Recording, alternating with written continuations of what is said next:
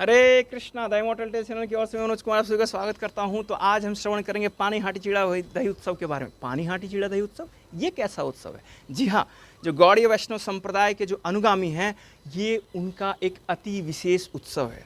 ये एक उत्सव है भक्त और भगवान के बीच एक प्रेममय संबंध का, रसास्वादन का। देखिए, कथा इस प्रकार से आती है। हम सभी जानते हैं कि जो कृष्ण द्वापर युग में आए बलराम के साथ में, वही कृष्ण इस कली काल में राधा और कृष्ण के सामूहिक अवतार चैतन्य महाप्रभु के रूप में आते हैं, जिनका जन्म आज से 536 वर्ष पूर्व पश्चिम बंगाल में नवद्वीप मायापुर में हुआ। और वहाँ पे उनके भाई जो कि द्वापर युग में अग्रज के रूप में बलराम थे, अभी वो स्वयं बलराम यहाँ पे नित्यानंद प्रभु के रूप में वीरभूम जिले में एक चक्रा गाँव में वो नित्यानंद प्रभु प्रकट होते हैं। तो कथा आती है कि जो षड गोस्वामी हैं, जो वृंदावन के 6 प्रमुख गोस्वामी हैं, उनमें से एक श्रीला रघुनाथ दास गोस्वामी, इनकी इस संबंध में एक कथा है। कथा इस प्रकार से है कि ये जो रघुनाथ दास गोस्वामी थे, ये एक बड़े धनी जमींदार गोवर्धन दास मजूमदार के सुपुत्र थे। और इनका जन्म जो था वो वर्तमान के पश्चिम बंगाल के हुगली जिले में सप्तग्राम नामक गाँव में हुआ। बाल्यकाल से इनको महाप्रभु के चरणों के प्रति भक्ति और प्रीति थी, और ये हमेशा चाहते थे कि महाप्रभु की भक्ति को प्राप्त करें। वैसे ये विवाहित थे, लेकिन इनका मन संसार में नहीं लगता। इनकी पत्नी किसी स्वर्ग की अप्सरा से कम नहीं थी, फिर भी बार बार ये अपने घर को छोड़ के चैतन्य महाप्रभु के चरणों को प्राप्त करने के लिए बार बार जाते, और बार बार महाप्रभु उनको वहाँ से वापस भेज देते। देखिए, एक बहुत गूढ़ शिक्षा महाप्रभु देते हैं कि बिना गुरु के हम कृष्ण को नहीं प्राप्त कर सकते।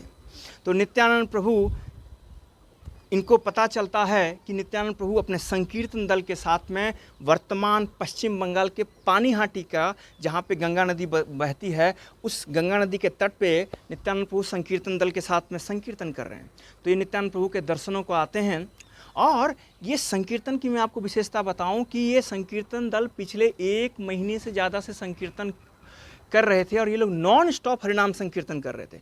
और उसमें क्या बच्चे क्या बूढ़े, सबों का ऐसा जोश था कि 1 महीने से सभी शुद्ध बेसुध थे, किसी ने कुछ भी नहीं खाया था ना पिया था, और सभी हरिनाम में इतने मगन थे कि वो सभी भगवान के कीर्तन में नृत्य कर रहे थे। और बच्चों की मैं बात बताऊं तो ऐसे ऐसे बच्चे थे कि वो संकीर्तन में इतने उन्मादित हो गए थे कि वो वृक्षों को पकड़ते और कहते कि मैं गोप बालक हूं, और वृक्षों को जड़ से उखाड़ के फेंक देते। ये भाव था उनका, ये आवेश था उनका हरिनाम के संकीर्तन का। तो जब रघुनंदन दास गोस्वामी जब वहाँ पहुँचते हैं, वो देखते हैं कि नित्यानंद प्रभु एक वट वृक्ष के नीचे एक शिला पर बैठे हुए हैं। उनको दूर से देखते हुए क्या करते हैं, जमीन पर गिर के दंडवत प्रणाम करते हैं, और उनके लेट करके नित्यानंद प्रभु के चरणों में स्तुति करते हैं। तो नित्यानंद प्रभु जब इनको देखते हैं दूर से, तो वो कहते हैं कि रे चोर आया, चोर आया, चोर आया। चोर चोर चोर, आपको लग रहा हो इसने क्या चोरी की? इतने धनी पिता का लड़का ये क्या चोरी कर सकता है? देखिए, श्री चैतन्य महाप्रभु जो है नित्यानंद प्रभु की संपत्ति हैं, और बिना नित्यानंद प्रभु के कृपा के कोई भी गौर धन को प्राप्त नहीं कर सकता।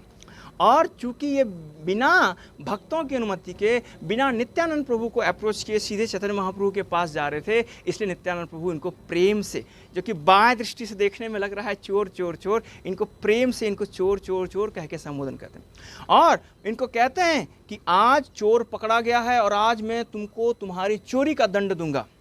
तो ये कहते हैं कि जरूर आपकी कृपा, आप जो आज्ञा करें। तो कहते हैं कि देखो, तुमने चोरी की है, और तुम्हारा ये दंड है कि तुमको सभी यहाँ पे जितने वैष्णव हैं, उन वैष्णवों को तुमको चीड़ा दही प्रसाद खिलाना पड़ेगा।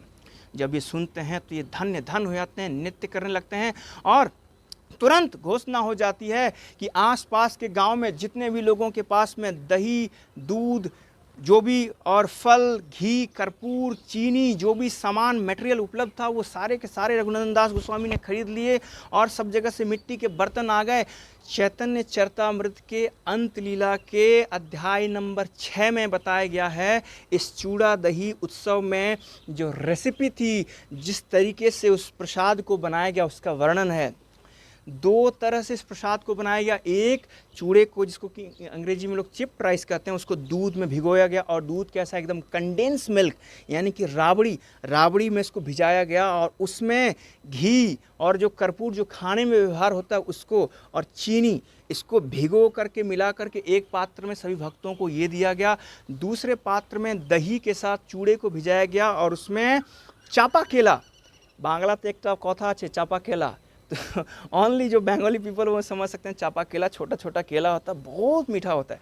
तो चापा केला उसको उसमें मिलाया जाता है, फिर चीनी दी जाती है और घी और कर्पूर के साथ में ये प्रसाद तैयार किया जाता है। और जितने भक्त थे सभी भक्तों के हाथ में 2-2 मिट्टी के कुल्हड़ में ये प्रसाद दिए जाते हैं।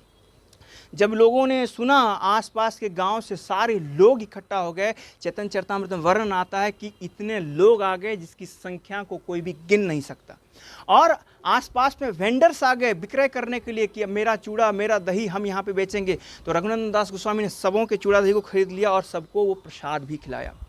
जिसने सुना वही आया, सबको प्रसाद खिलाया गया। तभी भीड़ इतनी हो गई कि कुछ लोग मिट्टी के चबूतरे पे बैठ के प्रसाद खा रहे थे, कुछ चबूतरों के नीचे आसपास बैठ के प्रसाद खा रहे थे।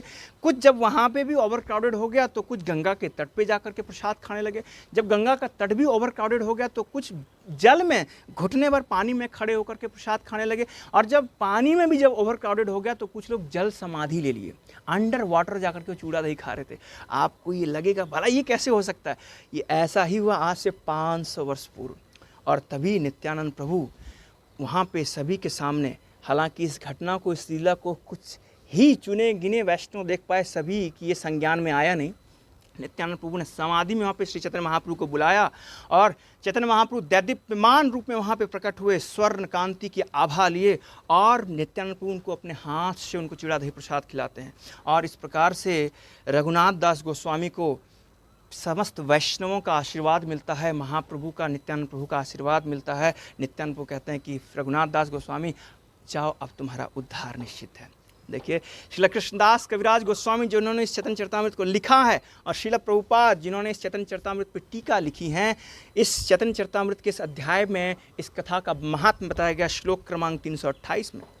कृष्णदास कविराज गोस्वामी कहते हैं कि जो भी इस चूड़ा दही फेस्टिवल के दिन में, पानीहाटी के चूड़ा दही फेस्टिवल के दिन में जो भी वैष्णवों को चूड़ा दही का प्रसाद खिलाता है, नित्यानंद प्रभु की प्रसन्नता के लिए, महाप्रभु की प्रसन्नता के लिए उसको श्योर निश्चित रूप से चैतन्य महाप्रभु के चरण कमलों के प्रति प्रीति प्राप्त होगी। बोलिए चूड़ा दही फेस्टिवल महामहोत्सव की जय, नित्यानंद प्रभु की जय।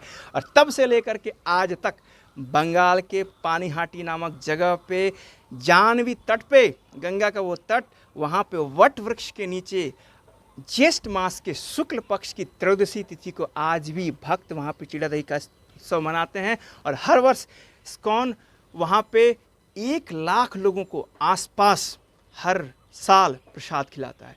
चूड़ा दही महामहोत्सव की जय। हरे कृष्णा।